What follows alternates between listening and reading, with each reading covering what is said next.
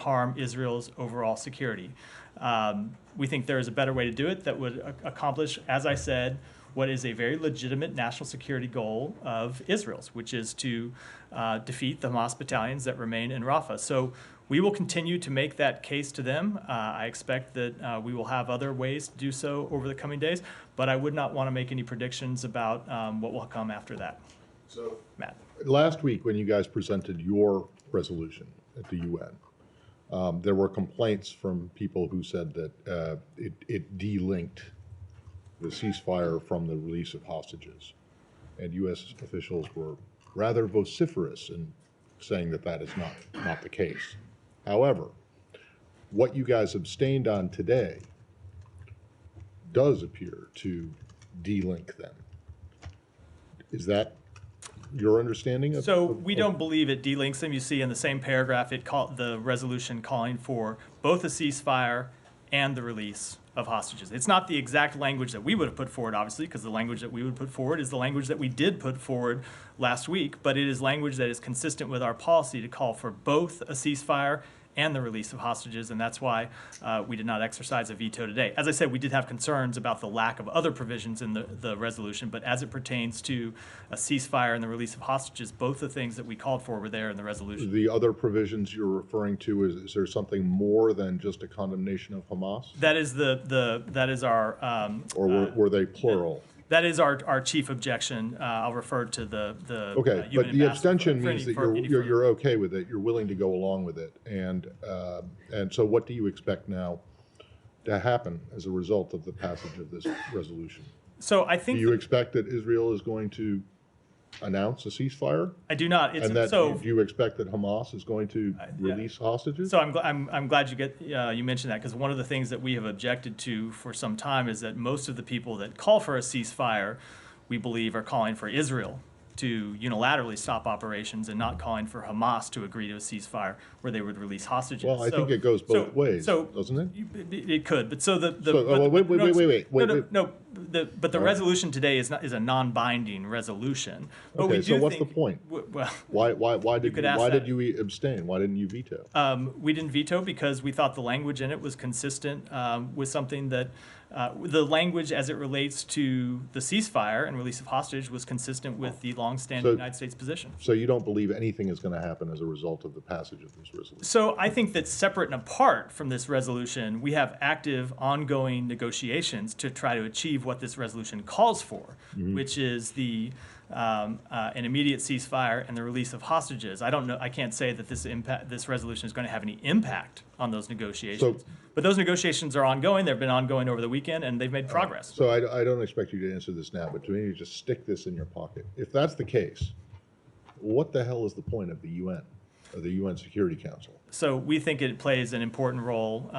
It does, even though its action does absolutely nothing. And that you're going to get what you would like to see, not out of the UN, but out of discussions in Doha. So we believe it's important that the UN speak and the UN Security Council speak on matters of international security. It's why we've been engaged in this process. It's why we thought we were going to have a successful vote on Friday that Russia and China unfortunately and quite cynically vetoed. But I do believe that ultimately, if we were able to achieve a ceasefire and the release of hostages, is going to come not through a UN process, but through the process with which we've been engaged, yes, in Doha. Thank you. Yes. Yeah. Just to put it in other words, I mean, do you expect, not just Israel, but Hamas, do you expect compliance with this resolution? You mentioned it's non-binding. Is it your expectation that Israel would actually, and Hamas for that matter, would actually say, okay, look, here's a ceasefire in the month of Ramadan? So I don't think you're going to see Hamas complying with any United Nations Security Council resolution. But do you want them to? But I would say, as I said, it's a non-binding resolution, but we do believe that the ceasefire and release of hostages that the resolution calls for is not only the United States position, but has been Israel's position. This is what Israel has been trying to achieve through these negotiations. So I would hope that we could get to that agreement through these negotiations, and I would hope we get that in the near future. I mean, just to put it one more way, I mean, if the fighting continues, I mean, on both sides, is that, again, saying it's non-binding, but is that a violation of the Security Council? Again, it's a non-binding resolution, and I would defer to international lawyers to speak in detail to that question. Yeah, go ahead. UNRWA chief said yesterday that Israel told him that they will no longer allow UNRWA convoys to enter northern Gaza. I mean, if we add to this that there are so many incidents where Israeli fired on people queuing for aid in northern Gaza, do you still believe, or is it still the U.S. assessment that Israel is not using food or assistance as a tool of war? So we have not made an assessment or drawn the conclusion that they are in violation of international humanitarian law when it comes to the provision of humanitarian assistance into Gaza. That said, we do believe there is very much more that they can do to let humanitarian assistance go in, both through Kerem Shalom and Rafah, and also through the new 96 gate that opened up week before last to allow convoys to move directly into the north without having to transit the somewhat perilous route inside Gaza. So we do believe that there is more that they can do, probably more that they can do. And I should say it's not just with respect to UNRWA, but with respect to other UN agencies that are operating and providing humanitarian assistance to Palestinians in Gaza today. The budget deal that was passed in the Congress also prevent the United States government from funding UNRWA. And you've been asked about this here in this, asking you on this podium before, and you said that you don't want to talk about something that didn't happen, but now it seems that it's happening. What is your plan to give aid to Gaza now that you cannot deal with UNRWA? So first of all, I should make very clear that we're going to comply with the law. And you've heard me speak about the fact that we had to prepare for the possibility that this might become law, because it's something that you've seen members of Congress propose, and you've seen it in a bill that had previously passed the United States Senate. So we have been working to identify alternatives to provide humanitarian assistance to UNRWA. UNRWA will continue its work. There are other countries that are funding UNRWA. There are other countries that have lifted their pauses on funding of UNRWA over the past few weeks, and we expect that their important work will go forward. As for the United States, we still will provide humanitarian assistance to the Palestinian people. That is our commitment. It's something that we have done for decades, and it's something that we will continue to do. And so we have had a process ongoing to identify how we can best deliver that funding and that assistance outside of UNRWA, if Congress did take the step that it has now taken. And I expect you'll see us move along in that process over the coming weeks and months. But UNRWA is not now the only humanitarian provider that's operating in Gaza. We've seen, for example, the World Food Program that has run some of these convoys that have moved up inside Israel and crossed into northern Gaza through the 96 gate. So we'll look to work with WFP and other programs, UNICEF perhaps, on ways to get the humanitarian assistance that we can provide, that we can fund, into the people who need it. One last question, Matt. I'm seeking if you have any comment about the video that Al Jazeera broadcast on Friday about Israeli drone attacking Palestinian five men with drone missiles. I don't know if you see the video or not, but clearly in the video, at least from the way that we see it, they were unarmed, they look civilians, and they were targeted numerous times by rockets from a drone. So I've seen the video. I'm not able to offer an assessment as to the identity of the individuals in the video or any of the circumstances surrounding it, but it is something that we've asked the Israelis for more information about. Said. Thank you. A couple of follow-ups. Now, you were saying, I think in response to Humaira, you will share with the Israelis ways to target Hamas without having a full invasion. Is that what you said, sir? Yes, we made that clear for some All time. right, you made that very clear. Does that mean that the United States will actually go into combat against Hamas? No, that is not at all what that means. What does that mean? It means that we will provide advice to Israel Right. about ways that they can accomplish their legitimate objective, which is to defeat the remaining Hamas battalions that are operating in Rafah, but without a full-scale invasion that would lead to mass humanitarian suffering. But we have been very clear that there will be no U.S. combat troops on the ground. And that would be also, in the sharing of intelligence and things of that nature. Those are conversations we're going to have privately. Hold on, with the government of Israel. I'm certainly not going to read them out here. All right, I have a couple of questions to you on the resolution. Now, does this resolution have any practical future? What do you mean? Does it have any I practical? mean, does it have, it's a non-binding resolution, right? So does it have Could it be like a step forward towards a bigger, binding resolution? Is that how you see it? So I'm not going to speculate about what steps the United Nations Security Council are going to take next, but we have been clear about what we are trying to achieve with respect to the conflict in Gaza, and that is to achieve an immediate, sustainable ceasefire linked to the release of hostages that we can then build into something more enduring. That has been something we've been pursuing for some time. It's something that we have pursued in negotiations in Doha over the weekend. And as I said, we believe that we've made progress in that, including progress over the weekend, and we'll continue to pursue it. Okay. Now, a couple more things on UNRWA, in response to Ahmed's questions and so on UNRWA. Now, Israel, with the new law that, defunding UNRWA has become law, they can say we don't want any UNRWA operations anywhere in Gaza or the West Bank, without are really totally dependent on the UNRWA operations. I know you mentioned the World Food Program and so on, but it does not have the kind of mechanism and logistics in place and the history behind it that UNRWA has. So do you expect that the Israelis will just throw out UNRWA lock, stock, and barrel? I am not going to make any predictions about what the government of Israel, what steps the government of Israel might take. I will make clear, as we have, that we continue to support the important work that UNRWA does to provide humanitarian assistance to the Palestinian people. Right. And lastly, I don't know if you're following up on the West Bank. The Israelis confiscate or order issue to confiscate 3,000 dinars. It's the largest in many decades and so on. Do you have any comment on that? Yeah, we have been very clear in our position that these settlements are inconsistent with international humanitarian law and that they are ultimately a barrier to peace. International law, excuse me. I'm so used to talking about humanitarian law in the context of the rest of this. International law.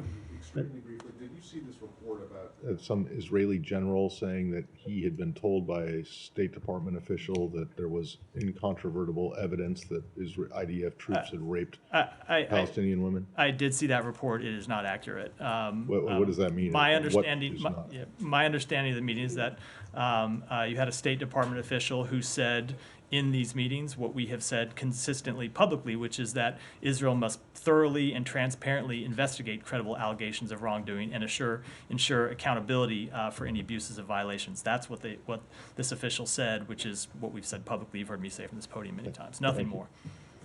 Can I go another aspect of Gaza, the issue of NSM 20?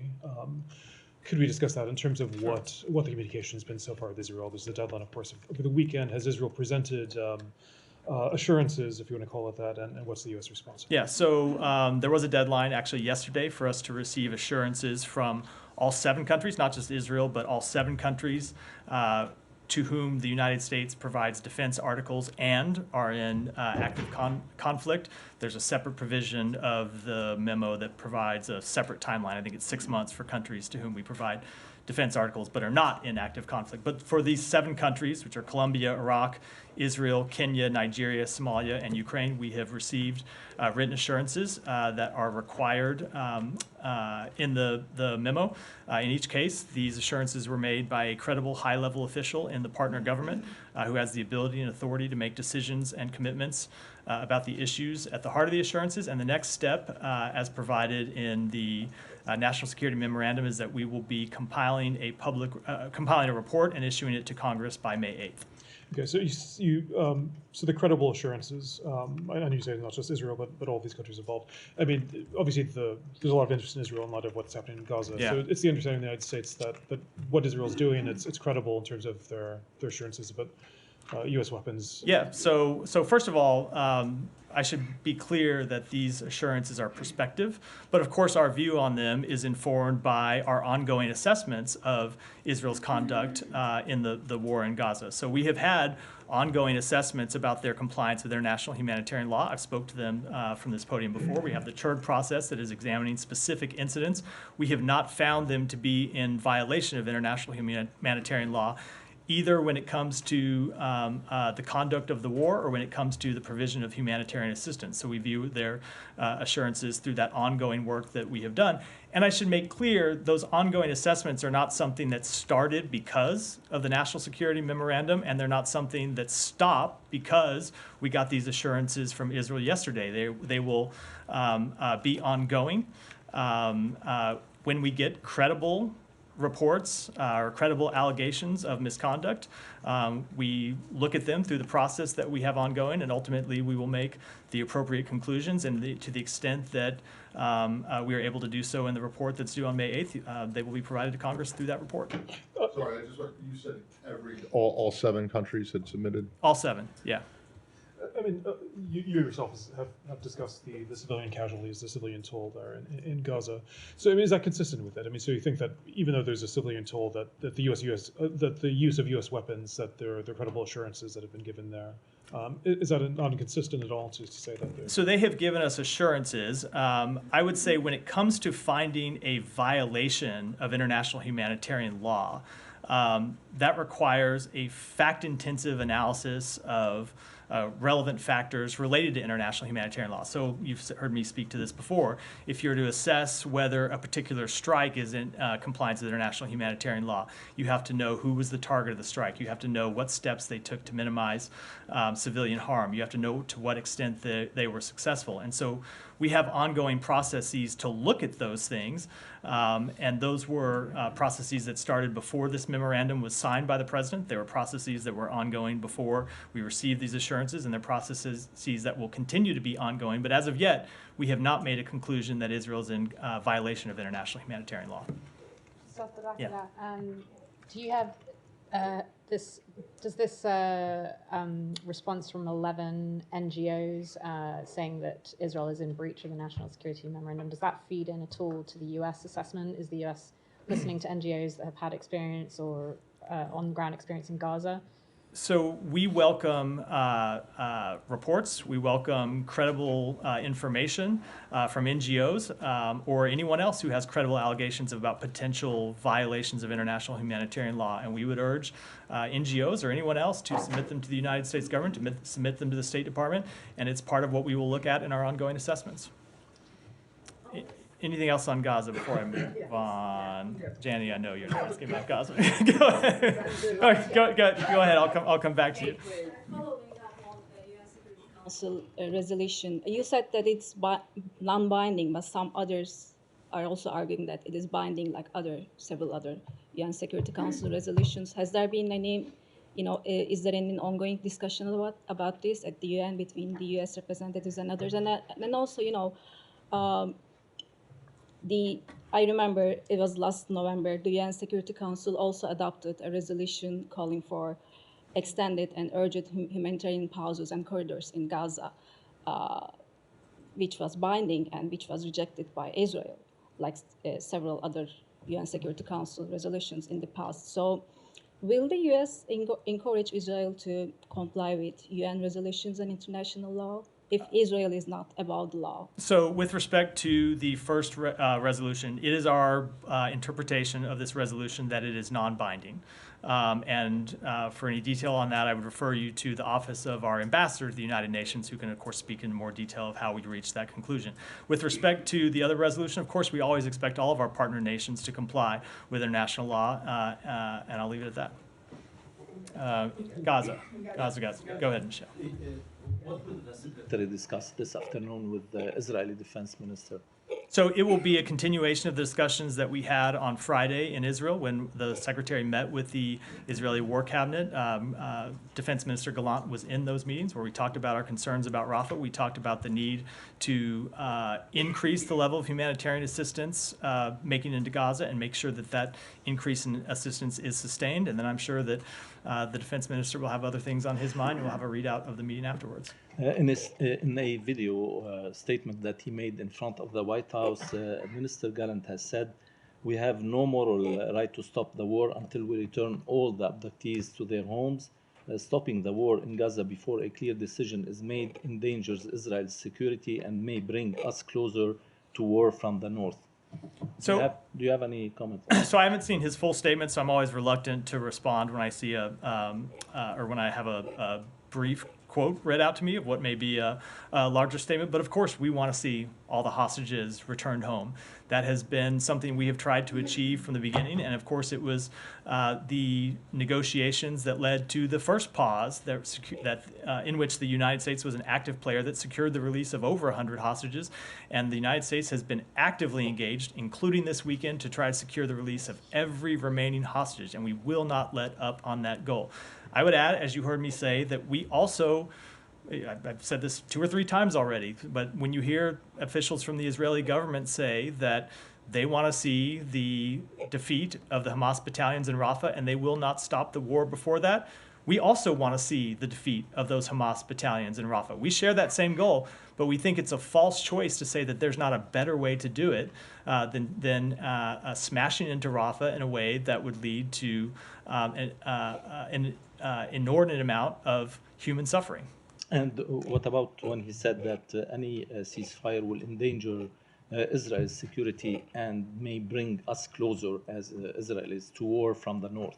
So again, I'm a little reluctant to respond specifically to that comment because I haven't seen the rest of what the defense minister said, but it has been the position of the government of Israel to try and reach a ceasefire that would secure the release of hostages. That's what they've been pursuing in these hostage negotiations. It's what we've been pursuing. Shannon, go ahead. Just put a fine point on the resolution. You said a couple times that you were surprised by the Israeli government's reaction to the U.S. abstention, but we do know the U.S. was involved in negotiations basically up to the vote. So is there some kind of disconnect for that surprise to be there? Did Israel not say they were against this kind of resolution? So I'm not going to get into our private conversations with officials from the government of Israel, but we had been in close contact with them about this resolution going back into last week. We obviously were in contact with them about the resolution that the United States put forward that was ultimately vetoed on Friday.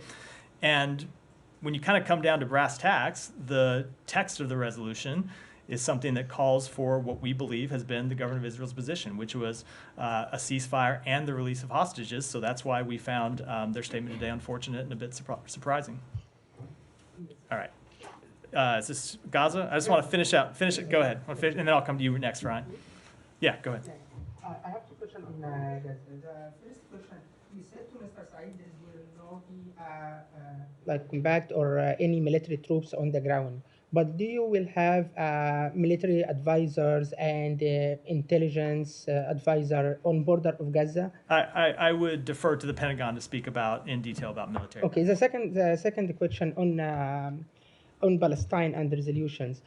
Last question for me, like 10 days ago, you told me like there are many Arab countries recognized Israel, even the border issue. Israel doesn't have a border. So why USA doesn't take an initiative and recognize Palestine regardless this border issue and recognize it as a state, and that maybe help people feel that there is a hope that they will have a country, whether it's one state solution, Sure. 2 state solution, as Arab countries recognize Israel without borders, why you don't recognize Palestine without borders? Because it has been the long-standing position of the United States that recognition of a Palestinian state is something that should be negotiated between the relevant parties. Ryan, go ahead. So with Netanyahu canceling this delegation and promising to go into Rafah anyway, is the U.S. taking any precautions to make sure that U.S. weapons are not going to be used in that invasion that he's promising? So let me answer that in 2 ways. Number one, to say, which is it has always been our expectation that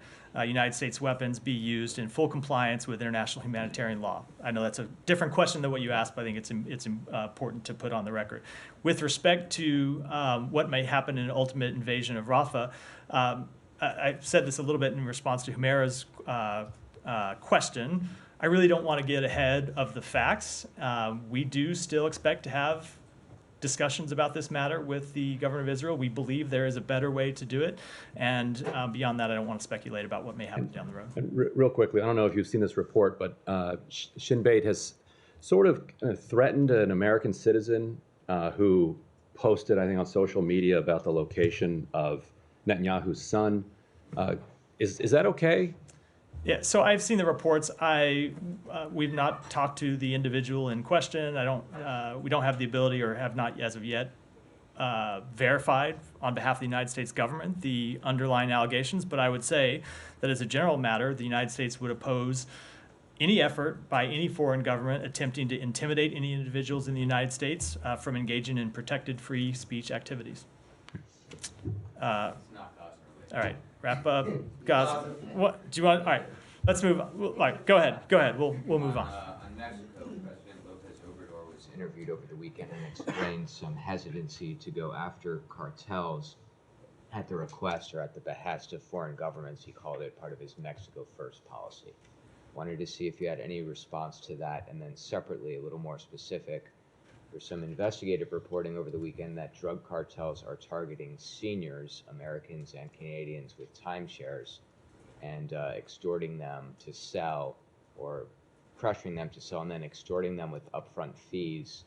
I wanted to see if you were aware of that issue, if you had any comment outside of the standard travel advisory. So I don't have any comment on the second. I have seen those reports, but I just don't have a comment. With respect to the first, I'm not aware what the specific comment refers to, but the United States has been made very clear that we want to work with the Mexican government to stop cartels from smuggling dangerous drugs into the United States, and we've had a long-standing productive partnership with the government of Mexico to accomplish just that. You've seen the Secretary travel to Mexico a number of times to further our work together to try and take on the cartels that are trafficking fentanyl and other drugs that do so much harm to the American public.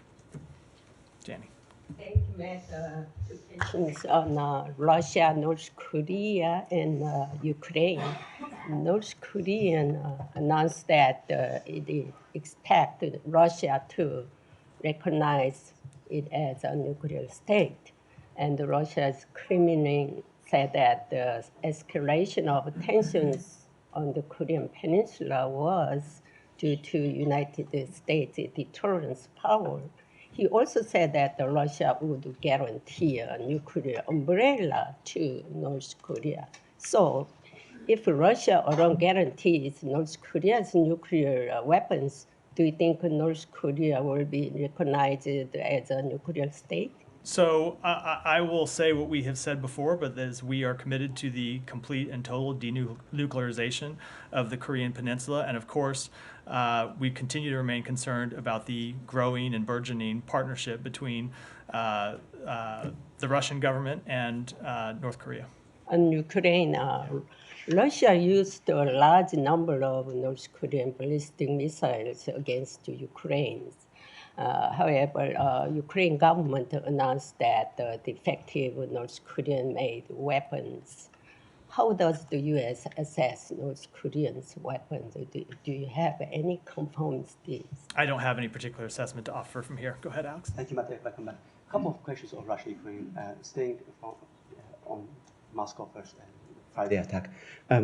Kremlin continues to try to pin the blame on Ukraine without any evidence, and Putin's ambassador to Washington has denied the fact that the U.S. has tipped off prior to the attack. Can you please walk us through some of the? I'm sorry. What was the? There was a tip-off from the U.S. He denied that there was any tip-off from Washington. Can you please walk us through some of your communications with the Russians in the run-up to last Friday? And what do you know? When did you know it? And how did you communicate? So two things. With respect to the first question, there was no Ukrainian involvement, period. You've seen the Ukrainian government make that clear, and of course, with respect to these statements, the Russians have offered zero evidence because there is no evidence of Ukrainian involvement. With respect to the warnings that we provided to the government of Russia, yes, we did offer warnings to the government of Russia in early March about a planned terrorist attack in Moscow, specifically potentially targeting large gatherings, including concerts. We gave them that private warning consistent with our duty to warn that we have when we see or when we gather intelligence of terrorist attacks or potential terrorist attacks. You might recall that several months ago we warned the government of Iran about a potential terrorist attack by ISIS-K in Iran, one that ultimately, quite tragically, also came to be true. And it was because of that warning that we passed on to the Russian government that we issued a security warning on March 7, where we again said to U.S. citizens that we had information about a planned terrorist attack in Moscow, potentially targeting large gatherings, including concerts. Was it communicated through diplomatic channels, through the DoD? I'm not going to speak to the specific channels through which we. As you know, France today raised its threat, security level to the highest. Is there any concern on your end that U.S. interests, U.S. companies, diplomats might be under increasing danger abroad in Europe in this case? Look, we always encourage United States companies operating overseas to be vigilant to threats in their area, and we issue security alerts in various countries around the world, but I don't have any updates to offer today. And back to Ukraine, heavy bombardments we have seen during the past 5 days in a row. What is your reading of Putin's motivation at this very moment?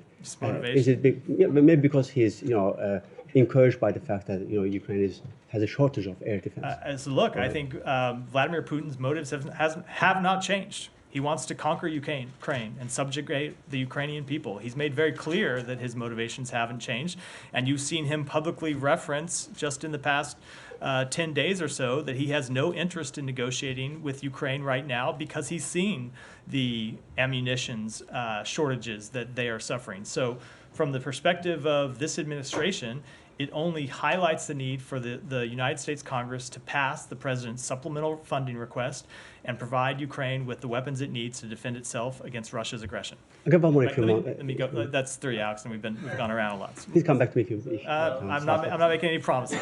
Go ahead. The government says that for the 3rd time already, a Russian cruise missile flew through the Polish airspace. And the Russian ambassador was called in, and he just refused to show up. Do you have any response to that? And did you have any contacts with the Polish authorities regarding that incident? We have been in close communication with the Polish authorities about this matter, and we have said to them privately what I will reiterate publicly from this podium, which is our commitment to NATO and the security of our NATO allies, which of course includes Poland, is ironclad and it will not waver. So would Poland be within its right to, strike it down next time? I'm just not going to speak on behalf of decisions made by a foreign country. Go ahead. Thank you, Matt. In 30 days, the Iraqi Prime Minister will be here in Washington, D.C. and the Iraqi Foreign Minister in decent town and Secretary of Military. What the Iraqi officials says that they are saying that we are in negotiation with the U.S. government in post-U.S. coalition forces to defeat ISIS relations with the U.S. Is there any discussion with the Iraqi government about the post-U.S.-led coalition forces in Iraq? I don't want to get into our private conversations. We do have the meeting with the foreign minister coming up, and we will have a readout of that meeting afterwards. And have you got any understanding with the Iraqi government, especially about the HMC meetings? About the future and the evolution of your forces in Iraq? I just don't have any announcements with respect to meetings. Mary. Talked about relationship with Poland, right? Yeah. You called it ironclad. So how would you characterize the relationship with Israel right now? Is that ironclad as well? We have a close relationship with the government of Israel. They are a major non-NATO ally of ours. It's why you've seen us in such close communication with them. The Secretary has been to Israel 7 times now since October 7th. There are things there are broad areas on which we agree. The defeat of Hamas is one of them. A commitment to Israel's security is another. And then there are, of course, areas where we have disagreements. Do you think there was any negative impact after, the disagreements have been piling up, but today we saw Israel threatening to do something if U.S. policy wouldn't change or if U.S. wouldn't act in a certain way that it wants. And U.S. didn't act that way, and they followed through on their threat. And right now, a conversation that Washington thought was important is not happening. How would is there any lasting impact on this, or how would you characterize the relationship right now based on that? So I will leave it to professional pundits to make those types of characterizations. I will just talk about. I'm not seeking professional pundits' opinion. I understand. I will just talk about the facts of our relationship, which is we have very direct, candid discussions. I was sitting in the meeting between the Secretary and the Prime Minister and the War Cabinet on Friday, and I can tell you those conversations are at times quite direct. on areas where we have disagreements, and that has been the case not just back to October 7th, but since before October 7th. And it is, I'll just say, it is partly because of our long-standing relationship with Israel. It's a relationship that is not just between this administration and the Israeli government. It is a relationship that goes back between multiple governments and administrations on both in the United States and Israel. It's a relationship between the American people and the Israeli people. And so it is because we have that kind of long-standing relationship that we can be pretty frank with each other. Right. We don't make threats to them. We don't expect them to make threats to us. We have direct, honest conversations about areas where we disagree, and of course, honest conversations when we agree. Right. You said you'd expect to present the alternatives for Rafah at some point. I mean, is the U.S. determined to present them no matter what? I guess what I'm trying to understand is, do you think Israel is genuinely willing to hear them out? Or did you get any sense from them that this week was a bit of an exercise and the UN resolution saga gave them an out of this? I'm not going to speak for what the government of Israel intends or what they, but I will say that when we met with them in Israel on Friday, they made clear that they did want to see the options, the alternatives that the United States was going to present. We think it's important to that they see those options because we do believe that the path that they are currently on towards a full-scale invasion of Rafah is one that would weaken Israel's security and hurt the Palestinian people, cause inordinate human suffering that doesn't need to happen. So we will continue to have conversations with them about And this. after today, it's still your understanding that they're still willing to hear out those alternatives? This is something that just broke in the last few hours, so I'm not going to speak to what future conversations that we're going to have with them. But we talk to the government of Israel every day at different levels. The secretary has conversations with officials in the Israeli government. Our ambassador is in and out of the Israeli government all the time, talking about things that they want from us and oftentimes presenting things that we want them to do. And I do expect that those conversations will continue on multiple levels between our government and theirs about multiple topics, including a potential invasion of Rafah. Sean. Completely different topic. Senegal. The election results, after quite a bit of controversy on it, the outgoing President Sall, has congratulated the opposition candidate, Mr. Faye, on this. Do you have a reaction? Is it a happy ending? Is it democracy triumphing? So we congratulate the people of Senegal on their enthusiastic participation in yesterday's well-run election. We look forward to congratulating Senegal's new president once the results are official. And we note that both domestic and international observers have characterized Election Day as predominantly peaceful, and that election officials, polling staff, party agents, and security forces were generally professional. The commitment of the Senegalese people to the democratic process is part of the foundation of our deep friendship and strong bilateral ties. So yes, when you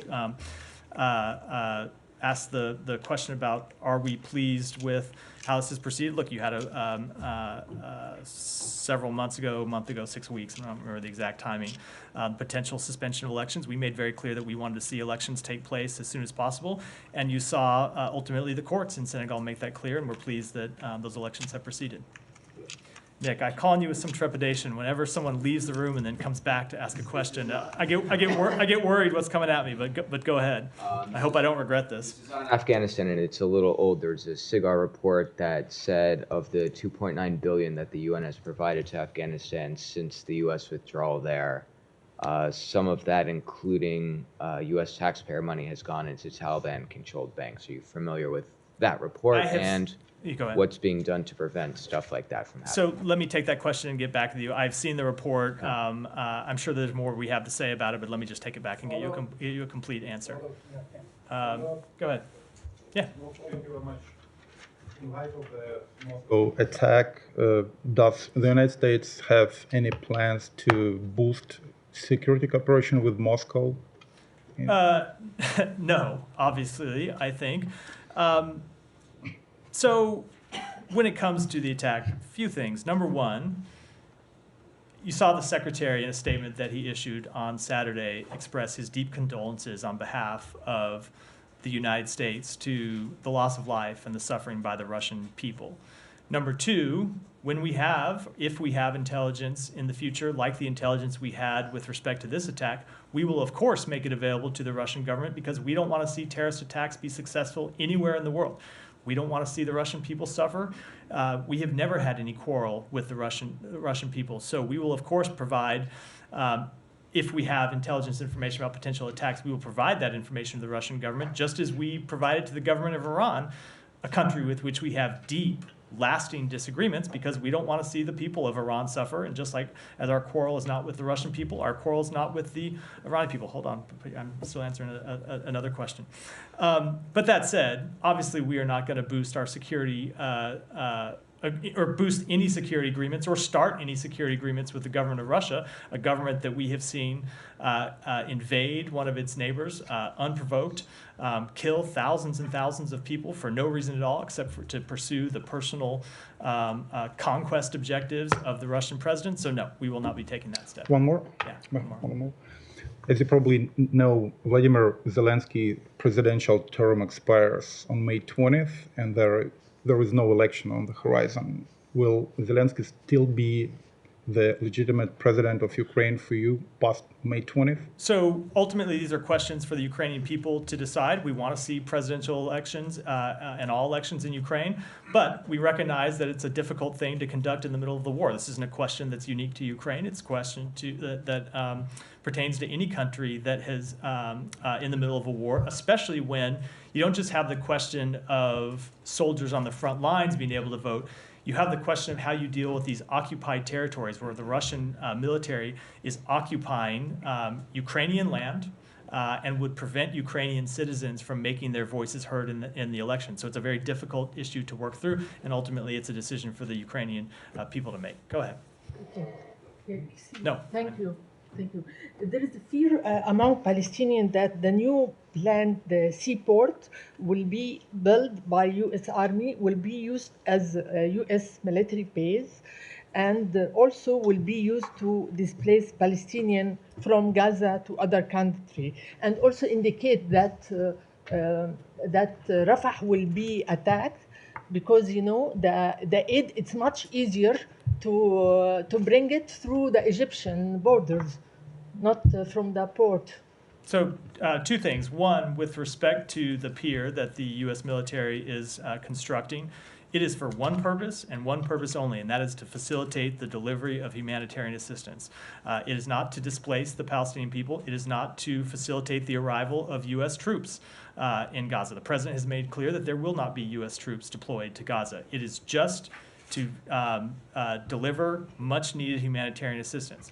The second point I would make is what you've heard from the president to the secretary on down to little old me, and that is that the provision of humanitarian assistance through that port is the same as the provision of humanitarian assistance that we're providing through airdrops. It is meant to supplement, not replace the delivery of humanitarian assistance through Rafah, but also through Kerem Shalom and through the 96th gate that Israel has recently opened to provide humanitarian assistance directly to the north. Those cannot be turned off. They have to be not just kept open, but they have to be increased and sustained. So, because ultimately that is the best way to deliver humanitarian assistance, but the other options we're pursuing are to supplement that assistance. And also not to take the gas in Gaza. Not to what? The gas in Gaza, in the Sea of Gaza. I'm not sure to what you're... The gas. The gas, yes. No, the gas. of course not. It has nothing to do with that. Okay, the other question, please. Is it logic to cut off the fund for the UNRWA, regarding to UNRWA, even if there is 12 employees, they are cooperate with Hamas in October 7th. There is more than 30,000 served employees in UNRWA. So is it logic to cut off the fund because this reason?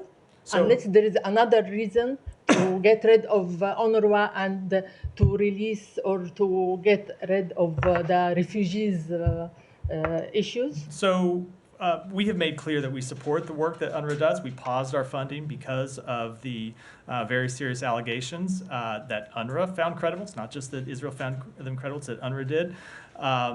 But as it pertains, I think you're probably referring to the action that the United States Congress took. We ultimately will follow the law because that's our duty to do so. right, we'll take one more up front and then we'll wrap for today. Can you give an update on the number of evacuees from Haiti and on the helicopter lifts, and whether you anticipate any more charter flights to be going from Cap Haitian? Sure. So we have 3 flights, helicopter flights leaving today. We have 4 that are planned for tomorrow. We have facilitated the safe departure of over 340 U.S. citizens out of Haiti since March 17th. That includes approximately 250 U.S. citizens who have departed Port-au-Prince, and another 100 that have departed through Cap Haitian. We continue to pursue, to explore other alternatives to evacuate American citizens from Haiti, but I don't have anything further to announce today. With that, we'll wrap. Thanks, everyone.